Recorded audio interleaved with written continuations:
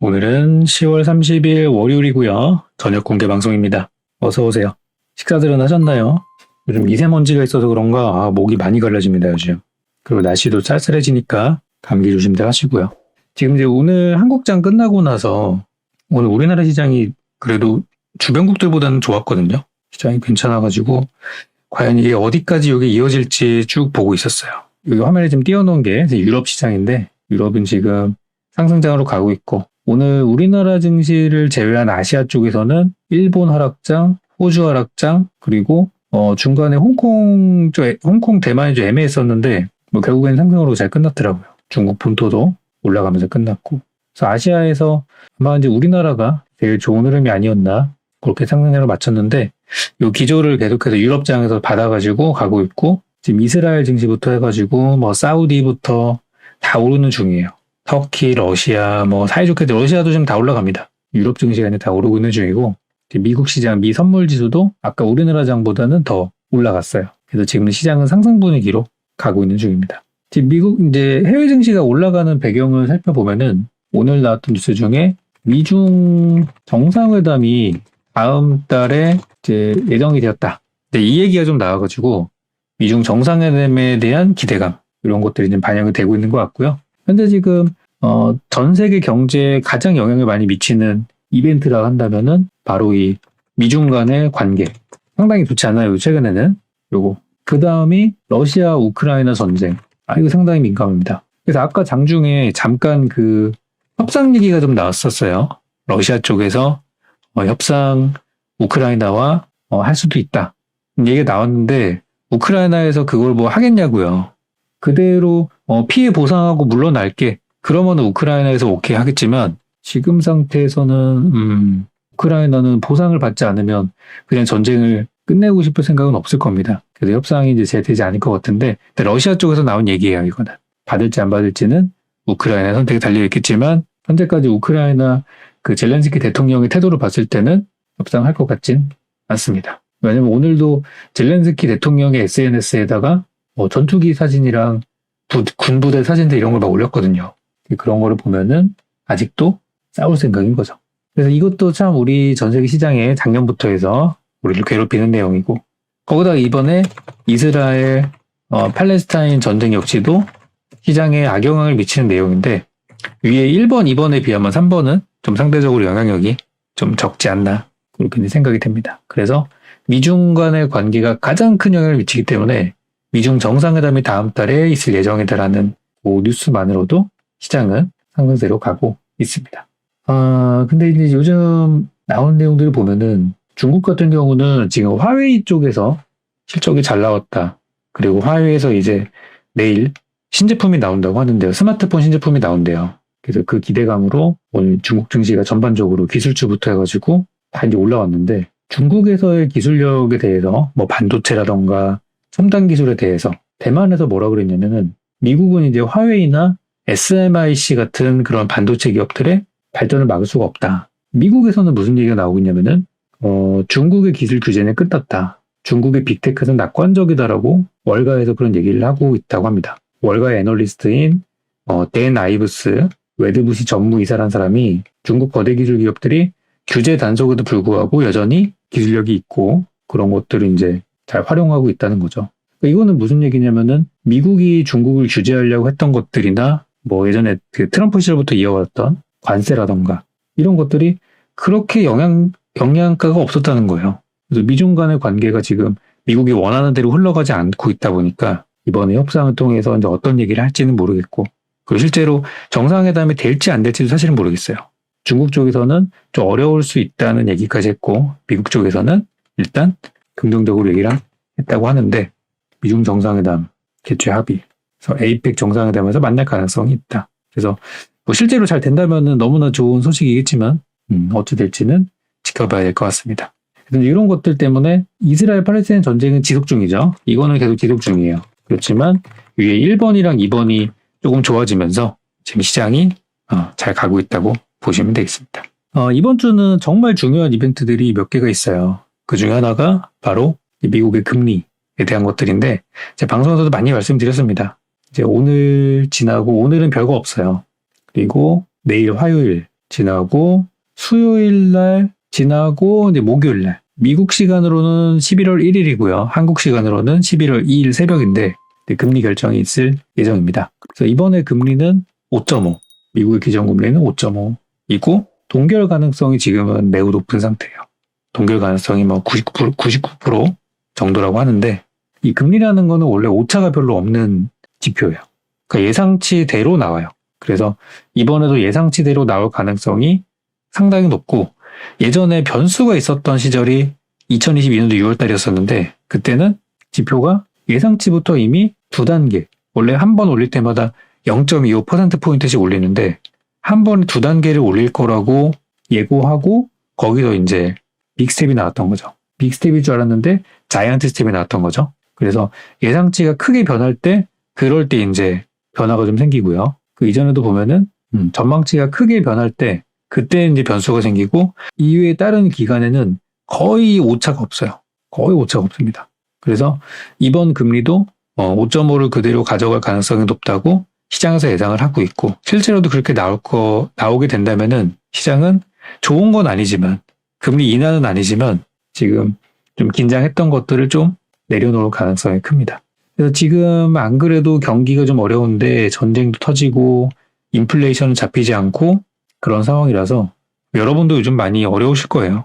지금 아까 보니까 지금 1금융권에서 주담대가 7%까지 올라가고 있다고 하는데 이게 우대 금리 안 받으시는 분들은 진짜 7%대 금리 나가고 있을 수도 있어요. 그러니까 1금융권이면은 그래도 은행이나 이제 이런 데인데 시중은행이죠, 시중은행. 주담대가 7%입니다. 그러니까 지금 기준금리가 3.5인데 주담대가 7%면은 만약에 우리가 기준금리를 미국처럼 올려버린다? 그럼 난리 나는 거예요. 우리나라 이제 개인 가계부채 폭발하는 겁니다. 그래서 이제 우리나라는 금리를 이제 올리지 못하는 상황이라서 상대적으로 이제 미국보다 조금 이제 좋은 환경이라고들 얘기를 하는데 만약에 우리나라에서 금리 더 올린다? 그러면 일단 시장은 한번 더 출렁일 가능성이 있어요. 그래서 이제 우리나라는 최근에 이제 금리 3.5로 올리고 나서 거의 지금 계속 고정이에요, 우리는. 고정인 상황이고, 요거는 그 미국 연준의 금리 동결과 인하 가능성도 있는 것들인데, 미 연준은 5.25에서 5.5, 동결이나 혹은 한 단계 낮출 가능성이 96%, 그리고 5%포인트로 두 단계까지 낮출 수도 있는 확률은 한 3% 정도라고 보시면 됩니다. 그래서 이번에는 이제 금리 동결 가능성이 상당히 높은 상황이에요. 그래서 이제 우리나라는 어쨌든 이제 미국을 따라가지만 지금 동결 상태에 있고요. 우리나라라도 금리가 낮아지면은 주식시장, 우리는 주식하는 사람이니까 거기에만 포커스를 맞춰서 보신다고 하면은 좋을 수 있는데 쉽지 않은 상황이에요. 왜냐면 미국이 올린다 그러는데 우리는 내린다? 이건 또 다른 문제가 생길 수도 있어요. 그래서 참 이 금리라는 게 사실 진짜 우리 주식시장에서는 금리가 올라가는 것만큼 안 좋은 악재가 없어요. 사실 전쟁 나는 게 날 수도 있어요. 금리가 높아지는 것만큼 이게 안 좋은 게 없는데 미국이 금리를 5%까지 올려버리니까 누가 투자를 하겠어요? 누가 위험자산에 투자를 하겠어요? 안전한 미국의 국채 사면은 기준금리가 5%니까 그거에 따라가지고 국채금리도 같이 올라갈 수 있는 것이죠. 자, 그래가지고 그만큼 이제 금리가 중요한 거라는 얘기를 제가 많이 드렸고 지금도 하고 있는 겁니다. 근데 이제 금리라는 것도 이제 올라가는 것도 한계가 있다 보니까 지금 이제 파월 의장이 얘기했던 것처럼 고금리 상태가 오래 지속되는, 그러니까 5% 이상의 금리가 상당히 오랫동안 지속될 수 있는 흐름으로 가고 있는 거고 예상대로 가고 있는 거예요, 지금. 그래서 이번에 금리 결정이 나고 난 뒤에 시장은 조금 안정될 가능성이 있고요. 그리고 이제 전쟁 소식 때문에 시장이 좀 많이 어수선한 그런 상황들인데 그래도 오늘은 우리나라 시장을 봤을 때 저 테마주나 또 전쟁 관련주가 아닌 다른 종목들도 오늘은 좀 올라가는 게 있어가지고 그래도 조금 오늘 희망을 좀 보긴 했습니다, 제가. 그래서 일단 오늘은 이제 방송에서 좀 원래 하려고 했던 것들은 이번 주 이제 주요 일정이나 그런 얘기를 좀 드리려고 했었는데 지금 같은 상황에서 솔직히 원자재 관련주들 오늘 시장에서 움직인 거 딱 3개로 요약하자면은 전쟁 테마, 전쟁 방산, 그리고 에너지주. 에너지는 유가랑 가스. 딱 요것만 움직였거든요, 우리 시장에서는. 다른 테마는 움직이지도 않았어요. 그냥 기술적인 반등 수준이지 진짜 돈이 들어온 건 얘네밖에 없었단 말이에요.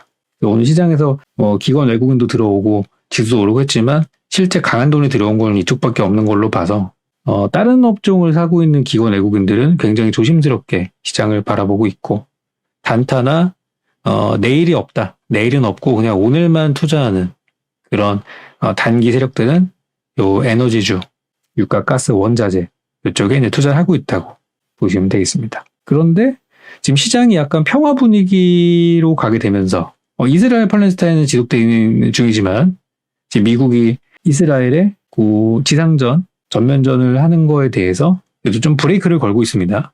그리고 러시아, 우크라이나 지금 얼마 전에도 뭐 어디 타격했다 뭐 그런 얘기 나오면서도 협상 분위기, 미중 관계 정상화다 이러니까 조금 이제 지금 완화되고 있는 중이에요. 그리고 현재 그 원자재 선물 가격을 보면은 지금 원자재들이 다 빠지고 있어요. 지금 천연가스 같은 경우도 빠지고 있고 WTI 국제유가도 하락하고 있고 이거는 이제 약간 상황이 누그러지고 있는 겁니다. 일봉 차트를 보면은 이렇게 생겼어요. 약간 싼 고점에서 약간 브레이크가 잡히고 있죠. 그래서 저는 이 전쟁이라는 게 아직 이스라엘 팔레스타인 전쟁은 계속 될 것이고 시장은 좋아졌다 나빴다를 한동안은 반복할 거라고 저는 그렇게 보고 있어요. 그리고 둘 중에 하나, 오른다 내린다 중에 둘 중 하나를 찍어야 된다면 지금은 오늘 올랐으니까 내일은 빠질 수도 있다고 저는 그렇게 시장에 대해서 해석을 하고 있습니다. 그러니까 지금은 방향성, 이제 올라간다? 그러니까 오늘 올랐으니까 내일도 간다? 조금 그렇게 대답하기는 좀 어려운 부분이 있어요. 그러니까 오늘 올랐으니까 내일 내릴 수도 있고 만약에 내일 하락한다? 그럼 다음날은 기술적인 반등. 이든 뭐든 간에 오를 수 있다라고. 지금 시장은 그냥 오르락 내리락의 반복이라고 보시면 되겠습니다. 그리고 이제 올라가는 종목들은 이런 곳들 가고 있고 또 하나 가는 게 이제 신규 상장주 이런 게 이제 또 같이 가고 있더라고요. 그래서 이제 전형적인 약세장에서 올라가는 종목들만 가고 있다 보니 이제 유가가스는 빠져가지고 이제 내일은 좀 어렵겠죠. 오늘 많이 올랐지만 방산주 같은 경우도 제가 여러분께 방송에서 말씀드렸던 방산주인 한일단주가 오늘 대장주였죠. 많이 올랐는데 끝까지 가지 못하고 밀렸어요. 이런 것들이 아쉬운 부분이죠. 저항선을 못 넘어가요. 그래서 이제 이런 종목들이 오늘은 올랐으니까 내일은 이제 빠질 거고 한 2, 3일 뒤 빠지다 보면 또 저점이 나와서 턴어라운드 한 시점이 있을 텐데 그때 한번 또 공략을 해보고 그러면은 좋을 것 같아요. 제가 볼 때는. 그리고 이제 이쪽이 일단 돈이 많이 들어오다 보니까 다른 쪽은 별로 볼 게 없더라고요. 재료도 별로 없고 그래서 일단 금리가 결정이 돼야 그 다음에 이제 기타 다른 업종이나 이런 쪽으로도 돈이 많이 들어오겠다라고 저는 생각이 듭니다. 이게 제일 중요해요. 그러면 이제 우리나라 시장으로는 우리나라 날짜로는 이제 목요일 날 금리가 발표되니까 내일 화수는 화요일하고 수요일은 지금처럼 딱 폭과대주는 저가 매수 조금 들어올 수 있고 또 이제 테마주 쪽으로 쏠림 현상 나올 수 있는 거죠. 그리고 이제 금리가 이번에 동결되거나 하면은 이제 예상대로 올라갔구나 변수는 없구나 그러면서 또 안정이 좀 될 것이고. 그래서 저는 이제 요즘 많이 여러분께 말씀드리고 있는 게 지금 불확실성이라는 게 그 어느 때보다 심해요. 아니 미중 관계도 모르겠어요. 미국이 하려고 했던 정책이나 계획들이 다 틀어졌습니다. 지금 최근에 트럼프 전 대통령이 차기 대선 후보로 야당 쪽에서 올라오고 있다고 하죠. 잘 안 된 거예요. 왜냐면 트럼프 수사하고 다 했는데 수사했는데도 그게 소용이 없어요. 수사하면은 이미지가 많이 나빠져서 막 그렇게 돼야 되는데 아니에요. 그게 지지율이 올라가고 있다고 합니다. 또 그만큼의 인지도와 어떤 영향력이 있는 인물이 잘 없기도 하고 그러니까 바이든 정부에서 하려고 했던 게 잘 안 돼요. 그죠? 불확실성이에요. 불확실성. 미국이 계획했던 것도 잘 안 되고 있어요. 러시아, 우크라이나 잘 모르겠어요. 전쟁이 언제 끝날지도 모르겠고 그냥 짜증나요. 그냥 맨날 안 좋은 소식만 나오니까. 불확실성. 이스라엘 팔레스타인 전쟁 이제 시작이에요. 처음에 이스라엘 팔레스타인에서 저 8주 얘기를 했다가 그 다음에 3달을 얘기했다가 그 다음에 1년까지 오늘 얘기가 나왔어요. 지금 지상전을 전면전으로 그냥 싹 가서 쓸어버리는 게 아니라 소규모 전투로만. 그래서 중요 요인들을 암살을 하고 인질들을 구출한다. 이런 식으로 소규모 전략으로 국지전을 벌인다고 하다 보니까 그러면 1년씩 걸릴 수도 있대요. 작전을 완료할 때까지. 근데 저는 생각하는 게 좀 크리스마스를 저는 생각하고 있다 그랬죠. 성탄절에 좀 해피엔딩으로 화해 모드가 좀 되지 않을까. 저만의 생각입니다. 그랬으면 좋겠어요. 마치 영화처럼 해피하게. 근데 민간인들이 피해를 보고 민간인들이 납치되어 있는 이런 상황에서 이스라엘이 하마스 테러 조직이랑 하겠냐고요. 그리고 팔레스타인 입장에서는 이스라엘 극우 조직에서도 똑같은 짓을 저질렀던 적이 있었기 때문에 예전 러시아 우크라이나 전쟁은 거의 대부분의 국가들이 러시아 나쁜 놈 그랬는데 이스라엘 팔레스타인은 지지 세력들이 반반이에요. 이런 것들이 전부 다 불확실성입니다. 뭐라고 말을 못하겠어요. 그러다 보니까 불확실성이 강한 시장에서는 우리는 확실한 것을 바라죠. 그러니까 이제 확정 수익, 은행에 넣어놓으면 확정 수익 나오죠. 그런 것처럼 확실한 걸 우리는 이제 추구를 한단 말이에요. 지금 같은 시장에서는. 그래서 뭐 간단하게 말씀드리면은 확실한 거는 뭐냐? 일정. 그 중에서도 달라지지 않는 일정. 뭐 기업의 일정은 바뀔 수도 있어요. 상황에 따라서. 뭐 어떤 기업이 M&A 한다 그랬다가 뭐 안 됐다 뭐 그럴 수 있는데 이제 가장 확실한 일정은 선거죠, 선거. 선거 일정은 바뀌지 않아요. 예전에 지진 나가지고 수능 일정이 바뀌었던 적은 있어요. 수능이 다음 주인가요? 다다음 주인가요? 근데 선거 일정이 바뀌었던 적은 뭐 제 기준으로는 없었던 것 같아요. 그래서 이제 다음 달이 되면 11월로 가잖아요. 그러면 11월이 되면 미국은 대선 이제 1년 카운트다운 들어가고 우리나라도 이제 슬슬 영향을 받겠죠. 근데 우리나라는 내년 총선 끝나고 나면은 그제서 이제 대선 카운트다운으로 들어갑니다. 그래서 저는 요즘 정치인 관련된 종목들을 좀 보실 필요가 있다고 말씀을 드리고 있어요. 그래서 이제 어떤 인물이 출마하게 될까, 그리고 낙선하게 되고, 총선, 대선, 뭐 아직 사실 전부 다 미지수, 이쪽도 미지수인 거는 맞아요. 그런데 이제 많이 거론되는 사람들에 관련된 주식은 또 오르니까 이쪽이 여러분께 이제 큰 기회가 될 수도 있다고 말씀드렸었죠. 오늘은 보니까 뭐 태양금속 같은 것들, 뭐 누구 테마인지 다 아시죠? 노을. 나름 자리들이 괜찮아요. 우방, 오파스넷 등등 괜찮았죠, 오늘 시장에서. 이유가 있는 거예요, 다. 그리고 또 하천기계 괜찮거든요. 이거는 야당 인물 관련주인데 잘 가고 있어요. 그리고 에이텍. 아니 이거는 야당 인물 관련주인데 아니 여당 인물 관련주를 야당 인물 관련주로 같이 올라가고 있네? 그죠? 보통 이제 한쪽이 득세하면 한쪽이 줄어드는 게 하락하는 게 그 상관관계에 있는 종목들의 움직임인데 오늘은 사이좋게 다 같이 올랐네? 동신건설. 아니 뭐 얘도 나쁘지 않았네? 그만큼 지금 이제 선거 관련된 종목들 쪽으로 여야 할 거 없이 시장의 돈들이 몰리고 있다는 거고 사실상 추석 이전에 보통 이 정치 이슈는 명절 전후에 좀 많이 얘기가 나오거든요. 정치인들도 명절 전에 가장 활동을 많이 합니다. 평소에 사무실에서 나오지 않던 사람이 전통시장을 가는 게 바로 명절이거든요. 그래서 그때부터 종목들이 움직이는 거예요, 막. 그래서 어떤 인물 할 거 없이 지금 다 같이 움직이고 있는 게 지금의 분위기예요. 그래서 이 정치인 관련주를 매매하는 게 상당히 리스크가 있고 위험한 거는 맞아요. 그리고 금감원에서도 맨날 뭐 테마주 조사한다 막 그러면서 하지 말라고 하고 있는데 아니 돈이 들어오잖아요, 지금. 지금 보면은 매출액은 10% 전년 동기 대비 영업이익은 12% 증가했다고 합니다. 실적 그냥 소소하게 잘 나온 거죠. 서프라이즈까지는 아니지만 계속해서 성장세를 이어가고 있는 그러니까 이런 거는 꼭 정치인이 아니더라도 그냥 사도 좋은 기업이에요. 우량주인 거죠, 우량주. 아까 우리가 확실한 걸 추구한다 그랬는데 실적이 좋은 종목을 사는 것도 확실한 걸 추구하는 행위 중에 하나입니다. 실적이 엄청 눈에 띄게 막 그런 건 아니지만 꼬박꼬박 가고 있어요. 매년 성장하는 기업이 진짜 드물어요. 근데 배터리 같은 경우는 성장하는 속도가 갑자기 2배, 3배 실적이 뛰어버리니까 주가가 날아갔던 건데 안랩 같은 경우는 그냥 꾸준합니다. 꾸준히. 2018년도 영업이익 177억, 코로나 때 200억, 코로나 때도 얘는 온라인 기업이기 때문에 피해를 크게 보지 않았어요. 21년도 229억, 22년도 270억, 올해 예상 실적 305억, 영업이익 기준, 내년은 350억, 내년은 400억. 이런 식으로 꾸준히 가고 있습니다. 중간에 배당은 좀 잘 줬으면 좋겠는데 배당은 좀 오락가락합니다만 배당까지 잘 주면은 뭐 좋은 기업이죠. 그래서 이제 이런 것들도 저는 불확실한 시장에서 좀 할 만한 종목이라고 보고 있습니다. 오픈베이스는 많이 아시죠? 오픈베이스 지난번에 드려가지고 3,000원 목표가로 했었는데 잘 마무리가 됐고 또 갈 겁니다. 여기 끝은 절대 아니에요. 또 갈 거예요.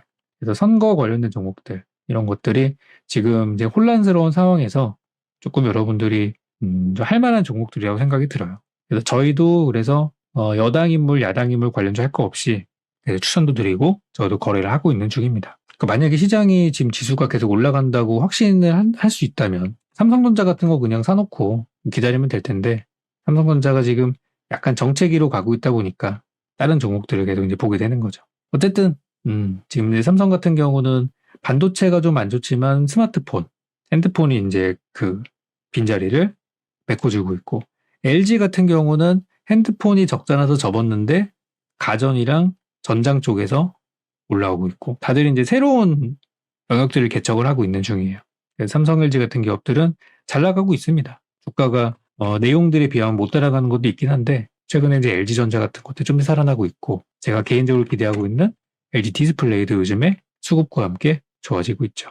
이런 전방 사업들이 좋아져야 이제 중소기업들도 그 아래쪽으로 이제 낙수 효과로 해서 올라갈 수 있는 건데, 얘네들이 본격적으로 올라가려면 좀 시간이 걸릴 거예요. 어쨌든 현재 이번에 삼성 디스플레이가 역대급 영업이익이 나왔고, LG 디스플레이도 OLED 전환을 통해서 좋은 성과를 내고 있다고 합니다. 그래서 반도체보다는 지금 반도체 나쁘지 않은데, 반도체는 내년에 좋아지는 애들이고, 디스플레이 쪽은 지금 당장 실적이 나고 있는 섹터여서, 이런 것들도 저는 우량주 보시는 분들은 디스플레이 업종도 잘 보셨으면 합니다. 특히 OLED 이쪽이 요즘 괜찮더라고요. 실적도 좋고 주가도 바닥이. 전기차나 배터리는 상반기에 너무 뜨거워서 아직 건드릴 때가 아니죠. 요즘에도 보니까 유튜브에서 그 배터리 아저씨 계속 유튜브 활동하시더라고요. 좋은 얘기를 하고서 막 그러고 있는데, 이미 뭐 주가는 그저 반토막 3분의 1 토막이 나가지고, 그래서 저는 이렇게 봐요. 지금 뭐 시장이 안 좋으니까 그냥 심플하게 뭐 인버스 사서 그냥 사라.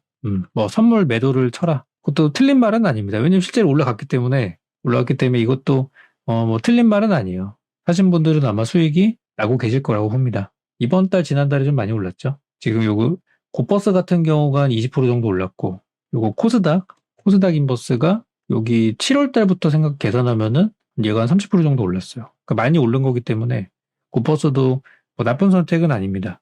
그렇지만 이제 좀 지났죠. 또 골든타임은 좀 지났고, 골든타임이 이제 2차 전지가 꺾이기 전에 샀어야 되는데, 골든타임은 좀 지났어요. 그래서 이제 이쪽도 좀 애매하고, 불확실한 시장에 확실한 재료, 선거 관련주, 또는 이런 것들이 지금은 투자할 만한 종목들이에요. 그리고 요즘 뭐 제가 개인적으로 관심을 갖고 있는 컨텐츠나 드라마, 또는 웹툰 관련주 괜찮을 것 같아요. 오늘은 웹툰 쪽에서 히카리 스튜디오, 요게 아침에 한번 갔다 왔었고, 그리고 뭐 Y랩 같은 종목도 있죠. 오늘 반등 좀 나갔고, 또 뭐 있습니까? 핑거 스토리. 얘는 조금 약해요. 얘는 조금 약한데, 뭐 갈 거는 같은데 조금 약해요, 얘는.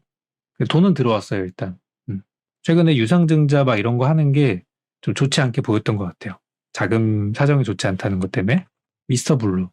얘도 상태가 좋진 않은데 수급이 좋더라고요, 미스터 블루는. 똑같은 뭐 소형주고 거시기 한데 수급이 조금 괜찮아요. 그리고 뭐 NBT 같은 종목들도 최근에 그 이제 웹툰 관련주로 이제 하고 있는데, 저는 이런 거 다 되게 좋아 보여요. 그리고 이제 예전에 잘 가던 게 대원 미디어. 이것도 최근에 바닥 만들고 있고, 조금 이제 재미는 없는데, 이런 것도 지금 사놓으면은 지금 11,180원인데요. 이거 사놓으면은 손해볼 확률보다는 수익 볼 확률이 높죠. 대원 미디어 실적 보세요. 실적 괜찮거든요. 작년 영업이익이 143억인데, 지금 1분기, 2분기에만 130억 정도 실적해놨어요. 그러니까 3, 4분기 사고만 안 치면 이런 애들은 지금 11,000원인데 15,000원 가서 팔 수 있다는 얘기를 하는 거예요. 충분히. 그리고 이제 DNC 미디어.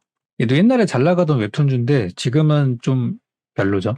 얘는 실적이 그렇게 뚜렷하게 나오는 기업은 아니고, 대신 앞으로 전망이 되게 좋아요. 전망이 지금 올해까지가 좀 실적 바닥이고 내년부터 정상 실적으로 갈 거다라고 전망이 되고 있어요. DNC는 그렇게 딴 종목들에 비해서 재무 상태가 썩 좋은 편은 아닌데, 옛날에 또 갔던 테마로서 한번 볼 필요는 있겠습니다. DNC 미디어는 이제 카카오엔터 투자 소식, 카카오 쪽으로 엮였다는 게 또 이렇게 썩 느낌이 좋지는 않아요. 요즘은 카카오가 거의 대국민 진짜 질타를 받고 있기 때문에, 어디 뭐 국감장도 그렇고 정부에서도 그렇고 카카오 지금 패는데 아주 재미가 들려가지고 맨날 그냥 카카오 악재만 나오고 있죠. 요즘은 카카오랑 관계가 있다는 것만으로도 조금 거시기 합니다.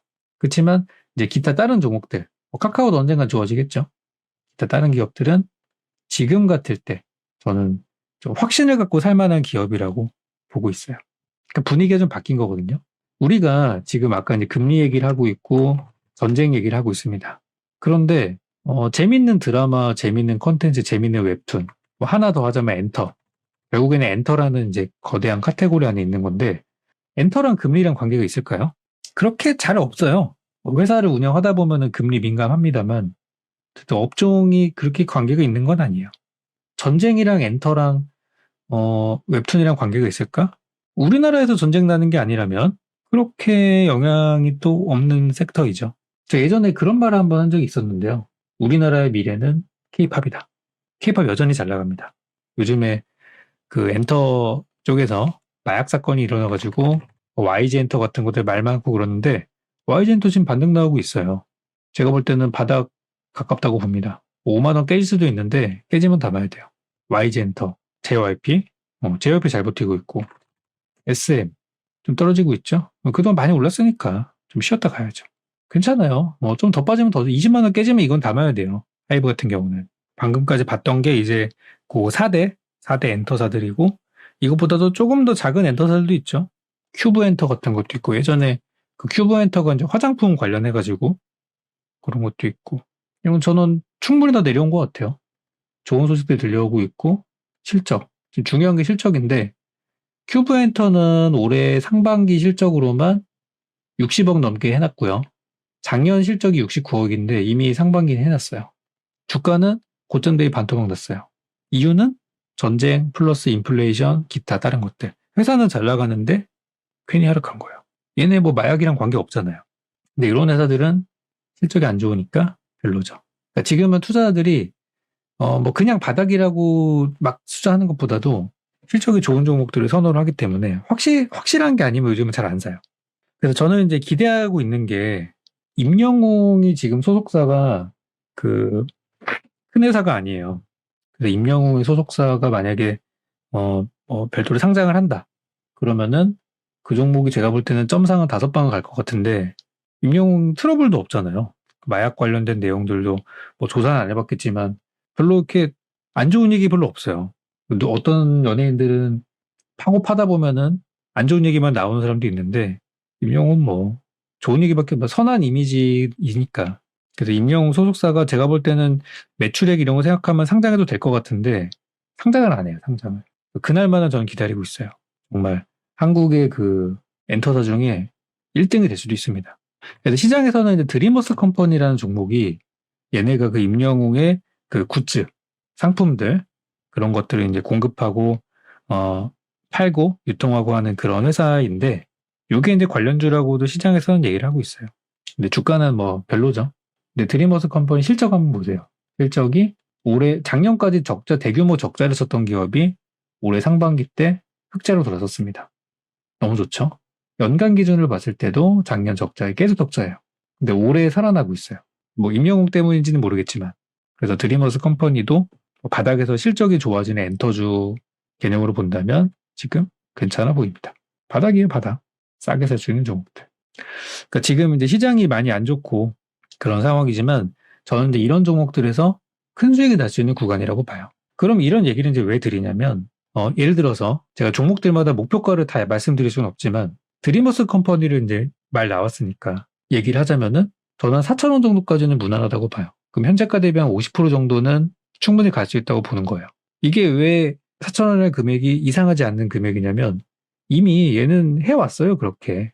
연초에도 슈팅 나와서 한 50%씩 날려버리고 이미 얘는 해왔던 종목이에요. 시총도 1,500억이면 뭐 무거운 주식도 아니에요. 가볍고. 거기다가 실적이 작년보다 좋아진대요. 그러니까 이런 것들이 이제 아까 제가 말씀드린 명확한 이유가 되는 거예요. 지금 시장은 불확실히 해소되지 않는 한 확실한 쪽으로 돈이 가게 되어 있어요. 그래서 이런 종목들을 한 40에서 50% 정도 목표 잡고 모아가는 거예요. 천천히. 그럼 여러분들이 지금 손해본 계좌들이 엄청 많으실 거예요. 저도 최근에 매매 잘 안 했는데 저 장투 계좌 하나 있고요. 장투 계좌는 지금 어떻게 되든 뭐 별 상관없습니다. 나중에 제 장투 계좌 같은 경우는 가장 큰 돈이 들어가 있는데 요건 나중에 장 좋아지면 자연스럽게 올라갈 거예요. 그런 종목들만 넣어놨으니까. 그러니까 지금은 저도 좀 빠지고 있거든요. 이쪽에서는. 그리고 가끔 운영하는 단타 계좌가 있어요. 단타 계좌가 있는데 올해 제가 지금 10월이잖아요. 10달 동안 한 3달 정도 운영을 했었어요. 중간중간에. 올해 1월 달에 좀 했었고 그다음 5월 달 좀 하고 8월 이렇게 했었어요. 그 나머지는 운영 안 할 때는 뭐 그것도 들어있는 것도 얼마 없어요. 한 1,000만 원 들어있어요. 마이너스 찍다가 1월, 5월, 8월은 제가 생각했을 때 지금이다. 이거는 하면 되겠다 싶어가지고 들어가서 이제 거래를 했던 달들인데 1월 같은 경우는 좀 저도 바쁘고 해서 매매를 많이 못했었는데 1월 달 기준으로 계좌 수익이 한 30% 정도 났던 것 같아요. 5월 달은 60% 이상 났고 8월도 한 20% 정도 났어요. 지금 이제 10월 달 11월이죠. 11월이 또 할 때가 됐다고 저는 이제 보고 있어요. 그래서 장기 투자에 적합한 종목들은 뭐 반도체나 자동차 이런 것처럼 좀 저는 이제 멀리 보는 쪽으로 이렇게 투자를 하고 있고, 지금 단기로 볼 만한 것들은 아까 엔터 얘기를 했지만 엔터 생각보다 빨리 올라올 수 있어요. 이런 것들. 콘텐츠 이런 것들.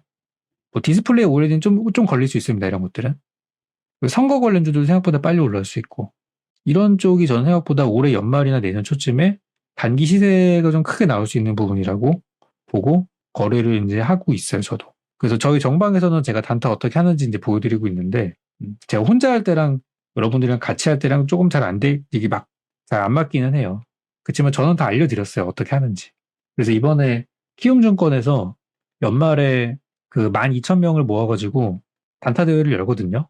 키움 영웅전이라 그래가지고, 왕중왕전이라 그래가지고, 1월부터 10월까지 그 상위권에 거래했던 사람들, 국내 증시는 매월 200등 안에 들어왔던 사람들, 해외 주식은 100등 안에 든 사람들 해가지고 총 12,000명 모아서 이번에 그 대회 하는데 제가 거기 들어갔어요. 저는 수익 많이 났다고 생각 안 하는데 평균 수익이 올해 다 깨지다 보니까 제가 딱 3달 했다 그랬잖아요. 3달. 나머지 달은 안 했거든요. 거래 안 하면은 거의 제자리거나 뭐 있는 것 좀 빠지거나 그랬겠죠. 근데 제 순위가 엄청 높더라고요. 그래서 이번에 한번 저도 저희 정해원 매매하면서 추천드리면서 한번 같이 한번 해보려고 하고 있어요. 그래서 지금 이런 종목들이 생각보다 빨리 올라올 수 있다고 저는 이제 보고 있고, 아까 말씀드린 것처럼 전쟁이랑 관계가 그렇게 크지 않은 업종이라고 보여지는 이런 섹터들이 올해 연말 오히려 핫할 수 있어요. 이번에 마약 이런 것 때문에 저는 더 빠졌으면 했는데 생각보다 별로 안 빠지더라고요. 엔터주 이런 것들. 더 하락하면 더 좋아요. 그래서 엔터는 그래도 올해 좀 올라간 게 있다 보니까 웹툰 쪽이나 또 드라마. 요즘 스튜디오 드래곤 올라오고 있습니다, 여러분들. 느낌 나쁘지 않아요. 에이스토리. 얘는 좀 별로다. 얘는 좀 별로네. 그래도 올라올 거예요, 그래도. 이런 것들. 우리나라가 잘할 수 있는 거. 미국과 중국의 어떤 무역 전쟁과 미중 간의 싸움에 영향받지 않는 우리만의 독보적인 아이템. 반도체 아니에요. 반도체는 이미 미국과 중국의 영향을 엄청나게 많이 받고 있는 사업이고, 자동차 아니에요. 전 세계에서 가장 큰 자동차 시장은 중국입니다. 전기차 시장도 마찬가지로 중국이에요. 배터리? 중국 회사들이 지금 배터리 뭐 다 장악했습니다, 벌써. 원자재 우리나라에서 다 중국에서 사다 쓰고 있고요. 그러니까 미중 간의 관계가 확실하게 어디가 우세하다는 게 이게 확인되면 우리도 그 계획을 맞출 수가 있는데, 지금은 미국이 힘을 좀 잃어가고 있고 중국이 득세하고 있는 과정이에요. 러시아 우크라이나 전쟁 때문에. 불확실해. 어느 쪽에 줄을 서야 될지 모르겠어요. 그러니까 지금은 우리나라가 잘하는 거에 투자하는 게 여러분도 마음이 제일 편하실 거고 그렇다는 거예요. 저는 드라마 열심히 보면서 재밌는 드라마, 또 관계된 주식은 뭐가 없을까 보고 있어요. 근데 너무 좋더라고요. 우리나라 엔터, 컨텐츠 쪽, 웹툰 쪽 너무 좋아요. 실적도 좋고. 이번 스튜디오 드래곤 같은 경우는 보시면, 저도 사실 예전에 스튜디오 드래곤을 한 7만 원, 8만 원대 방송에서 뭐 공식 추천은 아니지만 좋다고 얘기할 때도 있었어요. 근데 그리고 주가가 반토막 났거든요. 물론 그때 사신 분들께는 죄송합니다. 근데 지금은 물탈 때예요. 그때 샀던 분들은. 실적 보시면은 꾸준히 성장하고 있는 기업들이고, 아까 전에 실적을 제가 갑자기 실적이 두세 배 뛰어버리면 주가가 너무 과도하게 같이 가버리기 때문에 배터리처럼, 그러면 좀 이제 오버슈팅이 나올 수 있는데, 실적 보면은 그냥 천천히 갑니다. 어떤 뭐 과속 페달 밟지 않아요. 그냥 지금 간 속도대로 정속도로 가고 있는 거예요. 꾸준하게, 무난하게. 근데 주가가 반토막 났어요. 근데 그런 회사예요. 저는 스튜디오 드래곤이 배당만 주면 진짜 좋은 회사 같은데 배당을 안 줘가지고 그게 좀 별로입니다. 좀 작은 회사도 아닌데 이런 회사들 실적 대비해서 너무 싸다. 도깨비랑 미스터 선샤인 저 진짜 많이 봤어요. 다시 보기 엄청 많이 했는데, 제가 이번에 TV를 KT 지니 TV에서 SK로 옮겼거든요. 너무 아까운 게 제가 도깨비랑 미스터 선샤인은 결제해놨어요. 샀어요, 그냥. 아마 뭐 제 돈 주고 샀으면은 아마 도깨비 한 편당 한 30만 원 정도 할 거예요. 일일이 한 편당 다 사면은 한 편당 만 얼마씩 정가인데, 추석 때인가 2년 전, 3년 전에 갑자기 뭐 80% 할인인가 90% 할인을 갑자기 하는 거예요. 그래서 이게 맞나 싶으면서도 몇만 원을 결제해가지고 도깨비 같은 경우는 더 대사 웬만한 거 다 외울 정도예요. 이 선샤인도 그렇고 얘네들이 웰메이드라고 할 수 있는 드라마들이죠. 뽕 뽑았어요 완전. 근데 이번에 그 SK로 옮겨 타니까 KT에 결제해 놓은 게 다 사라진 거예요. 못 쓰잖아요 이제.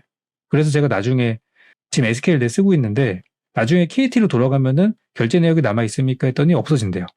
완전 양아치죠. 그래서 좀 배가 아프긴 하지만 좀 새로운 환경도 쓰고 싶어가지고 SK로 갔는데 와 SK는 진짜 안 좋은 게 넷플릭스를 보려면은 되게 불편하더라고요.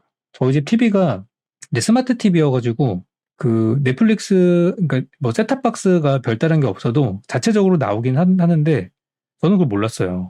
그래가지고 SK에서 지금 오늘 그 설치하시는 분이 오셨다가 다시 가셨어요. 저랑 얘기하는데 애플 전용 셋탑박스를 써야지 넷플릭스를 볼 수 있는데 지금 아시겠지만 SK랑 넷플릭스랑 사이가 안 좋거든요. 소송하다가 지금 지난달인가 마무리가 됐어요. 그래서 넷플릭스가 SK랑 악연이 있어가지고 지금 넷플릭스를 아무런 조건 없이 볼 수 있는 곳이 KT랑 LG예요. U+. 지니 같은 경우는 그냥 볼 수 있어요. 올레 TV는. 그래서 샀으면. 근데 SK는 SK 브로드밴드 BTV로는 넷플릭스를 못 봅니다. 볼 수 있는 방법이 있긴 있어요. 있긴 있는데 되게 불편해요. 이거 제가 볼 때는 저보다 나이 많으신 분들은 힘들 거예요. 저보다 어린 친구들은 귀찮아서 못하고. 그 정도예요. 그래서 애플 셋탑을 써야 되는데 애플 셋탑이 더럽게 불편합니다. 저는 이제 애플 생태계를 막 갖고 있는 사람은 아니어가지고 아이폰은 쓰지만 아무튼 그래서 엄청 이것 때문에 고민 많이 했는데 뭐 결국 넘어가기로 했어요. 아무튼 그래가지고 드라마, 컨텐츠들 이런 것들이 볼 것들이 많이 있다. 근데 이제 우리나라에서 조금 아쉬운 거는 OTT들끼리 출혈 경쟁이 너무 심해요. 그러니까 재밌는 컨텐츠가 여기 하나 있는데 그거 보려고 가입해야 되고 너무 싫어 이게. 좀 어떻게 좀 통일을 좀 했으면 좋겠어요. 다 결제할 수는 없으니까. 그쵸. 엔터가 요즘 안 좋은 얘기들이 많죠. 그러니까 사야 되는 거예요. 그러니까 사야 되는 거예요. 만약에 그런 일이 없었다면 지금 이런 주가까지 내려올 수 있었을까? 그런 게 없었어요. 피프티가 너무 잘 나가가지고 빌보드 새로운 기록을 썼습니다. 날아가는 거예요, 그냥. 신고가 뚫고 가는 거예요. BTS 뉴진스가 잘 메꿔주고 있습니다. 카카오는 좀 시간이 걸릴 것 같고. 그렇지만 시간이 지나고 나서 1년, 2년 뒤에 봤을 때는 그때 샀었어야지라는 얘기를 하실 거예요. 물론 제가 틀릴 수도 있습니다. 근데 원래 부동산 살 때는 그렇거든요. 부동산을 살 때는 뭐 싱크홀이 터졌다. 어디 뭐가 뭐 길이 날려고 할 때 안 난다 그런다. 어쨌든 그냥 별의별 소문이 다 도는데 그럴 때 사야 돼요. 부동산은 그러면 수익이에요. 주식도 저는 크게 다르지 않다고 봅니다. 왜냐면 주가가 바닷가에 내려와 있을 때는 저 바닥이 바닥이니까 사라고 얘기하는 사람이 없어요. 오히려 이러이러해서 나쁘다는 얘기만 가득하지 여기에 바닥이라고 강력하게 추천하는 사람이 누가 있겠어요. 추천 못하는 이유는 하나 있긴 해요. 오를 것 같긴 한데 되게 느리게 올라갈 것 같아서 잘 추천 못하는 것도 있긴 해요. 근데 저는 이제 이런 거를 좋아하는 사람이다 보니까 여러분들한테 좀 전혀 생뚱맞은 종목들을 많이 이제 얘기하는 편입니다. 근데 길게 보면 다 잘 가잖아요. 좀 빠지는 구간이 있지만 단타 관점을 보는 건 아닌데 그래서 저는 그래도 엔터가 좀 괜찮은 섹터라고 생각을 해요. 최근에 여러 가지 논란들이 있으니까 사야 되는 거예요. 있으니까. 너무 좋다면 이미 올라가고 있겠죠. 그래서 우리나라를 지탱하는 다른 산업들이 지금 좀 맛이 많이 가 있기 때문에 그리고 미중이나 다른 나라들 강대국들의 영향을 받지 않고 있는 우리나라만의 강점, 한국의 미래, 바로 K-팝, 그리고 엔터. 꼭 엔터라고 뭐 연예 소속사만 보시라는 게 아니라 드라마나 웹툰 같은 것들도 전쟁 끝날 때까지 모아 가시면서 가다 보면은 실적 나오고 하면서 주가는 제자리로 찾아가게 될 거예요. 그래서 이런 얘기를 하는 이유가 이런 애들은 바닥에서 한 30%, 50% 충분히 가요. 가는데 뭐 반도체라던가 배터리 같은 섹터들은 아직도 좀 어려워요, 건드리기가. 그래서 지금이 교체하려면 교체하기 좋은 시기라는 얘기를 좀 드리는 거예요. 할 만한 종목들이 많이 있다. 그래서 요약하자면 선거 관련된 종목들이 요즘 좀 꾸준하다. 그리고 실적이 좋은 기업들, 바닥에 있는 것들 많이 있으니까 보자. 라는 것들이고, 저도 이쪽에는 종목들을 많이 거래하려고 해요. 지금 준비를 해놨고. 다음 달에 이제 단타 대회에 들어가면은 해야죠. 그래서 오늘 방송을 원래 짧게 하려고 했다가 하다 보니까 요즘 말이 많아져서 좀 뜻하지 않게 길게 하게 됐는데, 좀 제 방송이 도움이 됐으면 합니다. 포기하지 마시고요. 만약에 종목 갈아타신다면은 이런 것들을 한번 보시기 바랍니다. 자, 오늘 방송은 여기까지고요. 저는 다음 시간, 다음 공개 방송 언제 할지 모르겠지만 다음 방송 때 뵙도록 하겠습니다. 수고 많으셨어요.